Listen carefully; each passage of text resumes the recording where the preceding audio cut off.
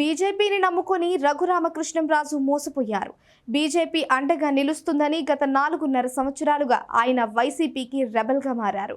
గెలిచింది వైసీపీ నుంచి అయినా తన సొంత పార్టీ బీజేపీ అన్నంత రేంజ్లో వ్యవహరించారు.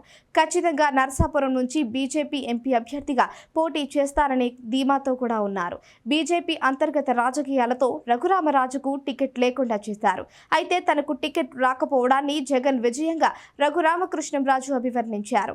బీజేపీలోని ప్రో వైసీపీ నేతలతోనే ఈ తతంగం నడిపించారని ఆరోపించారు.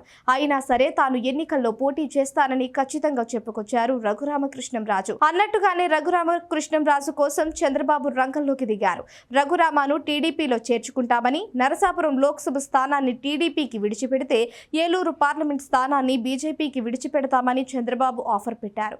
కానీ అందుకు బీజేపీ నాయకత్వం అంగీకరించలేదు. ఇప్పటికే నరసాపురం ఎంపీ అభ్యర్థిగా భూపతిరాజు శ్రీనివాసవర్మను బీజేపీ ప్రకటించింది. ఆయన్ను ఎట్టి పరిస్థితుల్లో మార్చబోమని బీజేపీ అధినాయకత్వం తేల్చి చెప్పింది. దీంతో రఘురామకృష్ణంరాజుకు ఎక్కడో ఓ చోట సర్దుబాటు చేయాల్సిన పరిస్థితి చంద్రబాబుకు ఎదురైంది. రఘురామకృష్ణంరాజు పోటీ చేయకుంటే అది జగన్ విజయంగా మారుతుందని చంద్రబాబు అంచనా వేశారు. అదే సమయంలో రఘురామకృష్ణంరాజు సైతం ఒక మెట్టు దిగారు. అసెంబ్లీ నియోజకవర్గమైనా పర్వాలేదని ముందుకు వచ్చారు. అందుకే చంద్రబాబు ఒక మాస్టర్ ప్లాన్ వేశారు.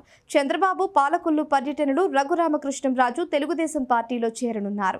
వెంటనే ఆయనకు ఉండి అసెంబ్లీ స్థానాన్ని కేటాయించుకున్నారు. నరసాపురం పార్లమెంట్ స్థానం పరిధిలో ఉండి నియోజకవర్గం ఉంది. ఇప్పటికే అక్కడ టీడీపీ అభ్యర్థిని ప్రకటించారు. కూటమి ప్రభుత్వం అధికారంలోకి వస్తే సముచిత న్యాయం కల్పిస్తామని అభ్యర్థికి హామీ ఇచ్చారు.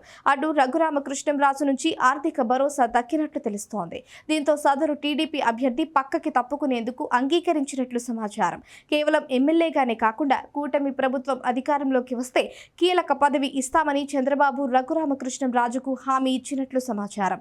మొత్తానికైతే రఘురామకృష్ణంరాజు కోసం చంద్రబాబు పెద్ద రిస్క్ చేస్తున్నారు. మరి ఆ రిస్క్ కు తగ్గట్లుగా రఘురామకృష్ణంరాజు ఎంతవరకు సత్తా చాటుతారో చూడాలి.